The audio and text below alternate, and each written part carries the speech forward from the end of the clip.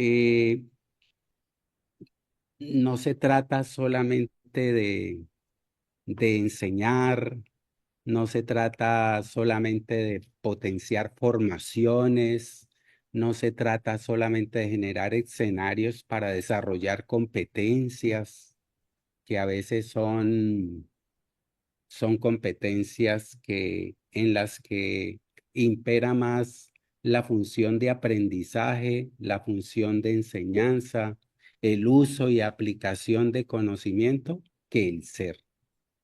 Entonces, cuando el ser es la luz que le da vida, brillo a la existencia, a los procesos educativos y los demás procesos que tienen que ver con la vida humana, y no solo humana, que también está la existencia no humana.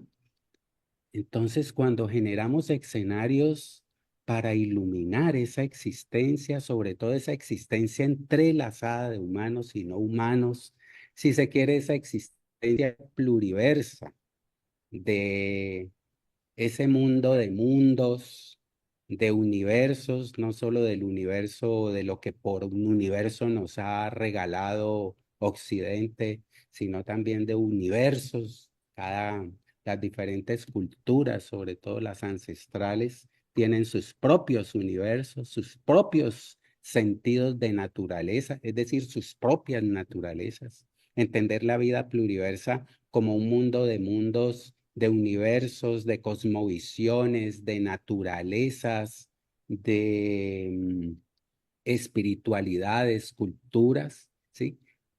Cuando educamos en función pluriversa, entonces allí aparece el ser.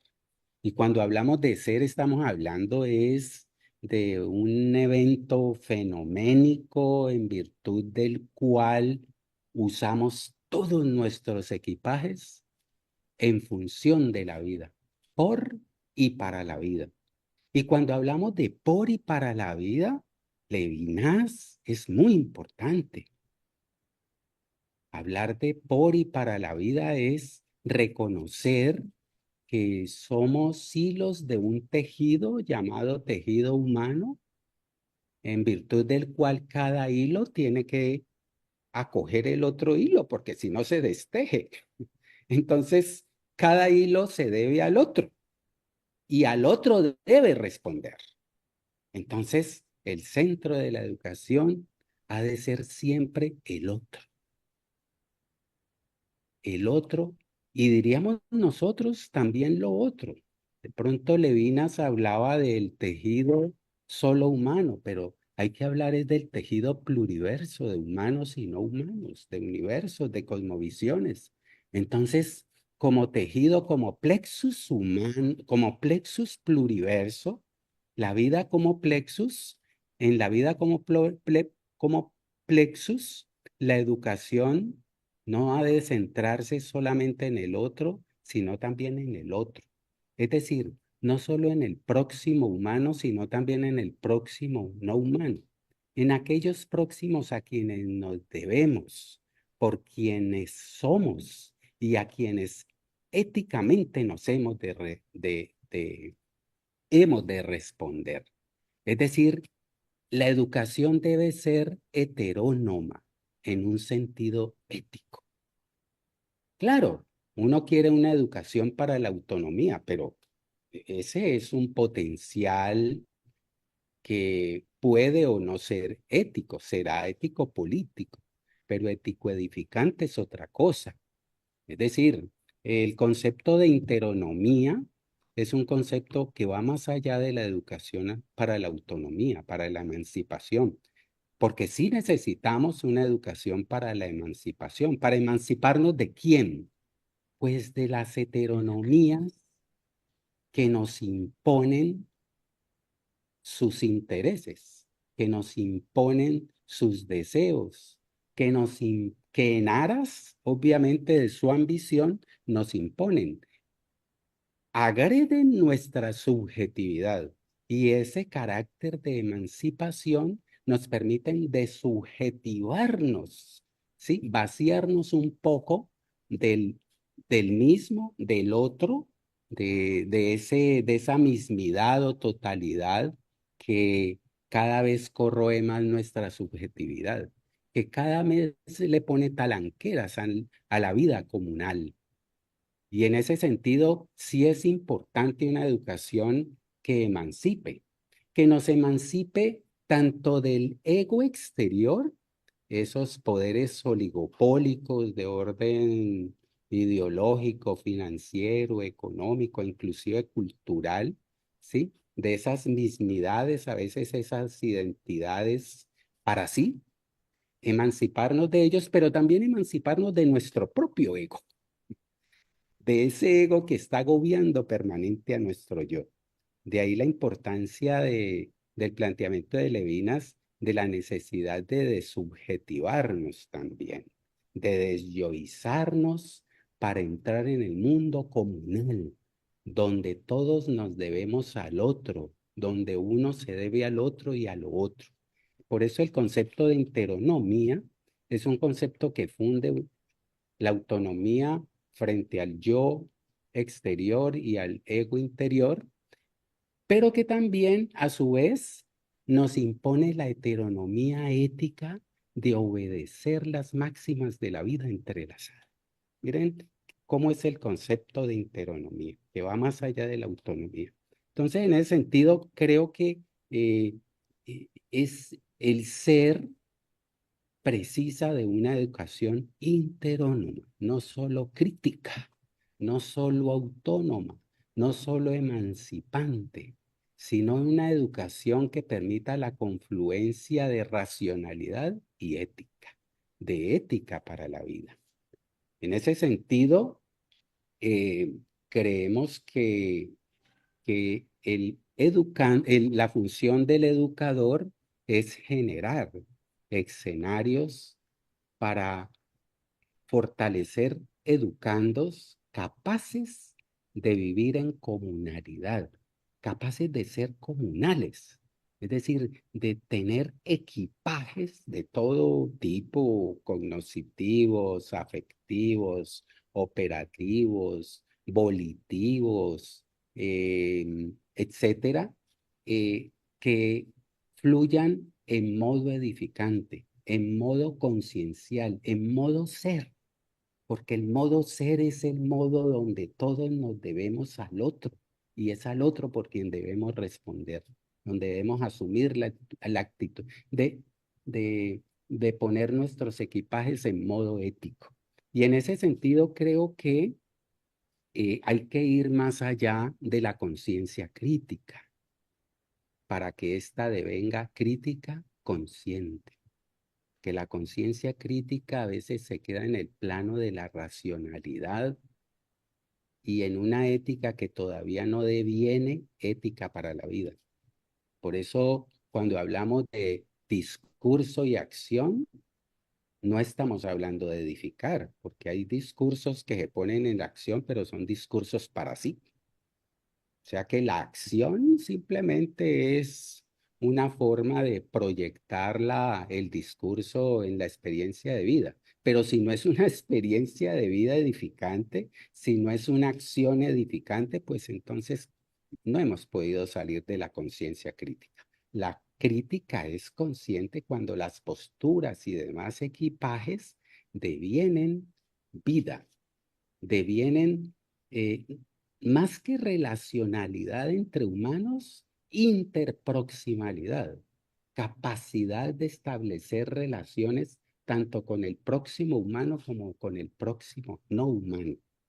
En ese sentido, pues, la crítica consciente, lo mismo sucede con el pensamiento y con todas las demás fortalezas que entran en la capacidad competencial, porque la capacidad competencial no tiene nada que ver con la conciencia, es otro asunto.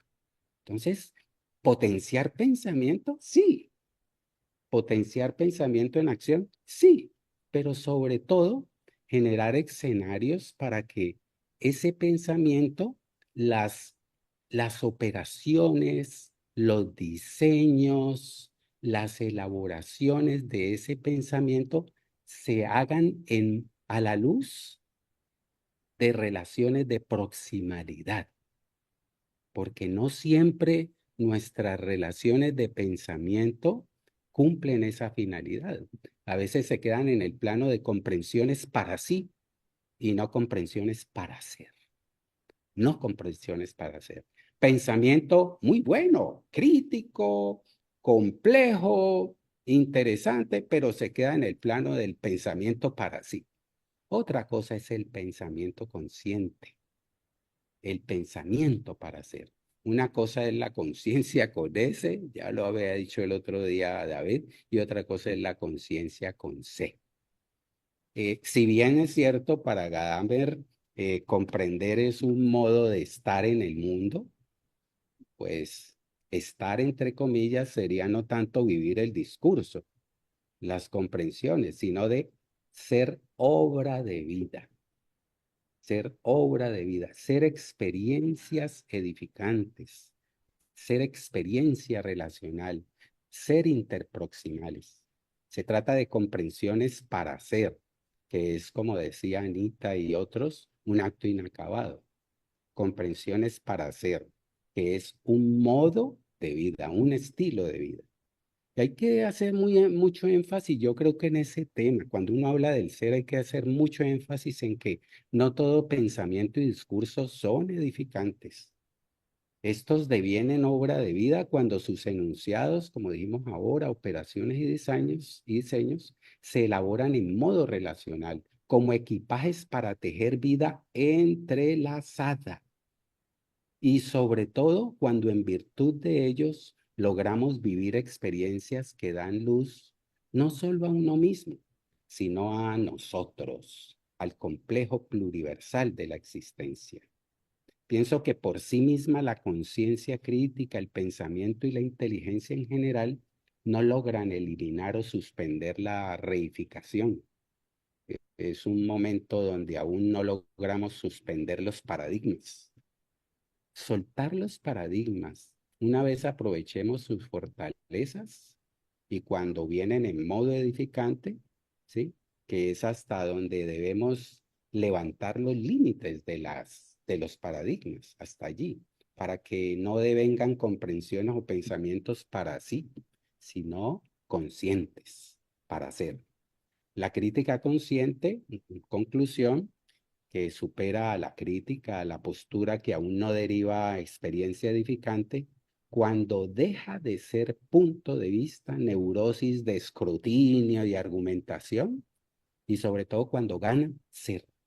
No función de pensamiento, incluido el crítico o el cuántico, sino de conciencia como forma de vida, ¿sí?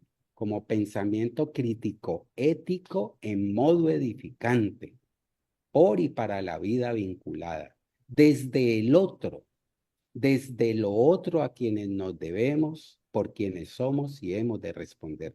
Allí donde habita lo que podríamos llamar la vacuidad presencial, la contemplación, la meditación, la conciencia ética, donde soltamos esos para sí, donde nos vaciamos de para sí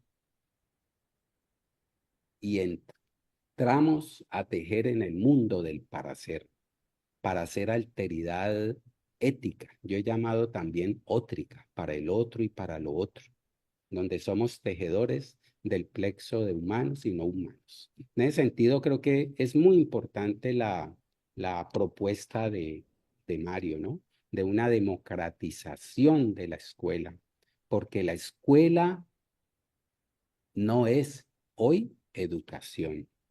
La escuela hoy todavía está en procesos donde sobre ella gravita el para sí, gravita tanto el ego interior como el ego exterior.